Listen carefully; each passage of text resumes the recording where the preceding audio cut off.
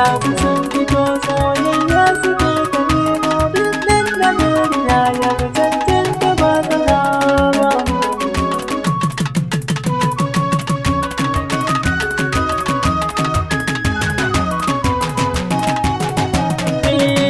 Arziki na mai da akwai shi cikin ƙasata, na gano har ciwo ma cikin ƙasata, ga ma'adanai da yawa a cikin ƙasata, mai yasa muke wahala a cikin ƙasata. Ga su sun fito soyayya suke ta nemo wuyan Najeriya ya cancanta ba tsana.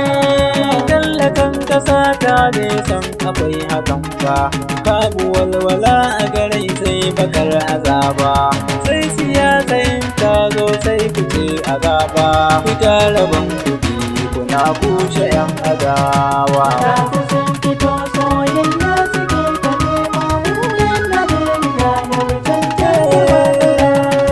An ta karkashe jama'a nahiyar arewa, ga almajirai sun karu jihar arewa, ga makarantu da yawa a cikin arewa, an rurrufe su ba kowa a cikin ƙasata. Ga su sun fito soyayya suke ta nemo wuyan Najeriya ya cancanta ba tsana.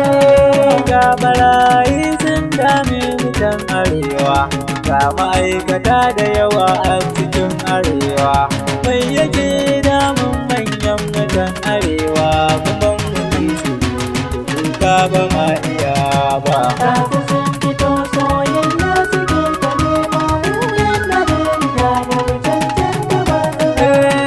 Malamai suna kallo ba su ko faɗa ba, kun ta samu kun yi shiru ko ba ku gani ba, kun sani kun kace sani ba ku yi faɗa ba, ba sun ku tsoro bai hana sun kaki faɗa ba. Ga su sun fito soyayya suke ta nemo wuyan Najeriya ya cancanta ba tsana.